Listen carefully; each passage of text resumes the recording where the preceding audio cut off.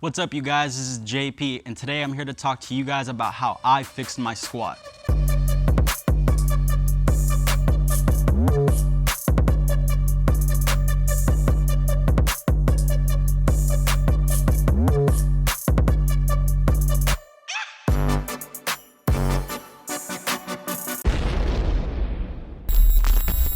So, just like my previous video with the barbell deadlift, I've recently made some improvements on my barbell back squat as well. Again, these tips are also coming from Austin Baraki.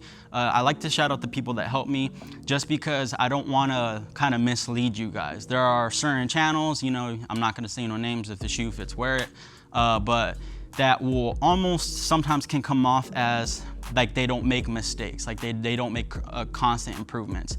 Even when someone who I think I know a fairly good amount, there's so much I don't know that when I see someone who brings good advice, I want to kind of, you know, give them credit. So I did learn these tips from Austin Baraki. And one thing I did like about his approach, and I talked about this with my deadlift video, was that the deadlift and the barbell back squat can be overwhelming sometimes. They could be overwhelming when you hear the vast amount of opinions on what forms you should do. For example, most people watching this video know of a low bar squat or a high bar squat. That's, you know, pretty basic, you know, but should you do a lower bar squat or a high bar squat? Should you do a low bar squat with a close stance with your feet externally rotated? Because for a while, that's kind of what I did. But I also did a high bar squat in that fashion too. And those all kind of felt okay to me. You know, I felt like my squat was fine. I feel like it needed improvements, but it didn't feel that bad. It wasn't until I watched one of Austin's videos that he was very clear and that he wasn't kind of leaving me an out. He basically said, I believe the low bar squat is the best squat to lift the most amount of load. And because of that video, I gave it an honest shot, and I really like these tips. So I'm gonna talk about these tips right now. The first tip that really benefited me with this is specifically to stick to a low bar squat. Now, a lot of people may say, okay, well, I like a low bar squat. You know, I know of that. But there are a lot of people who try to force a high bar squat, okay? I believe a lot of the people who are watching this, if you try a low bar squat, it's going to benefit you a lot more. Now, the tip isn't simply just do a low bar squat because it might fit you better. The reason why I think you should try a low bar squat is because I think that a lot of people don't have the mechanics for a high bar squat. When they try to do a high bar squat and they try to sit deep into the hole, what happens is they're trying to stay too upright during the squat. It sounds weird, you know, it sounds almost counterintuitive to what a lot of the old teachings and sayings in the squat were, to keep your chest up, to try to stay upright during the squat. But I feel like a lot of you who are doing the high bar squat are trying to do that. You're trying to remain so high in the squat that when you get down into the hole, that's when you kind of have that really excessive rounding of your low back, and or you're gonna have, you know, that kind of good morning squat look going on. And that's exactly what happened with me. Is I tried to, even with a low or a high bar squat, I tried to remain too upright during the squat, and what happened is when I hit the hole and I came out of the hole, it was just throwing me all out of whack. The bar wasn't over my center of gravity, my hips would shoot back, and then the bar would be forward, and then it would just look like an ugly you know, good morning squat. So it was, you know, the squat that nobody wants. But with that bar lower on my back, and the main thing that helped me there is when you're doing a low bar squat, most people know you're not gonna remain too upright in a low bar squat. The whole point is to be a little bit more bent over. So it's gonna help you in that aspect as well, is to be a little bit more bent over. So again, that leads me to my second point, which kind of goes hand in hand, is that a lot of you, again, you need to be okay with being a little bit bent over, and at least in your upper body during a squat. Stop trying to remain too upright during the squat.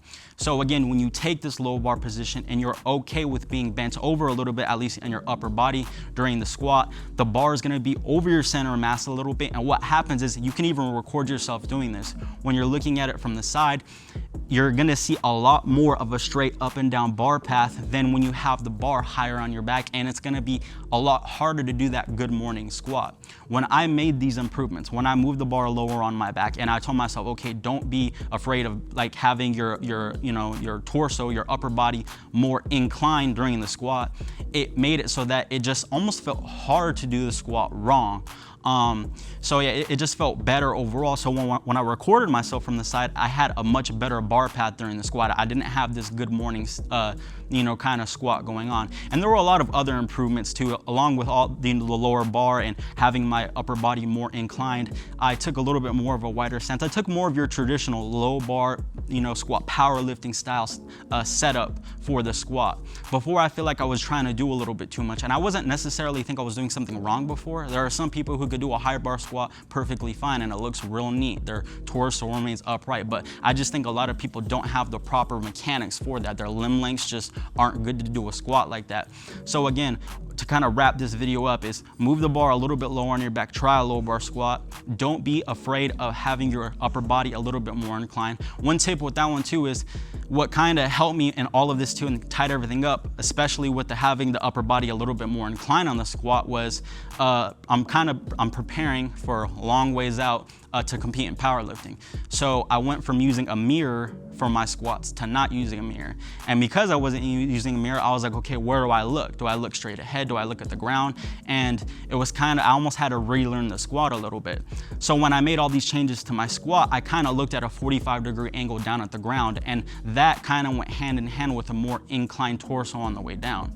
So again, making this kind of powerlifting style squat change with low bar, wide stance, it helps overall, and again, it's gonna help your bar path in the squat. So I believe that when you make those two major changes, where the bar's at and inclining your upper body, it's gonna help you. Again, you guys can test this out, record yourself from the side, and it's gonna make you have a better looking squat, and it's not gonna look like an ugly good morning squat. I think, again, a lot of you are really trying to force that high bar position just because it might look nicer, it might look neater, and again, don't let the pressures of social media kind of get you with that. It's the same thing with a sumo deadlift. A lot of people will talk shit on sumo lifters, and they'll talk shit on people doing a low bar squat too, just because a high bar squat, you're probably not gonna be able to lift as much with a high bar squat. Again, I wouldn't listen to it. Try it out for yourself, and if it leads to you having better technique in the squat, I would stick with it.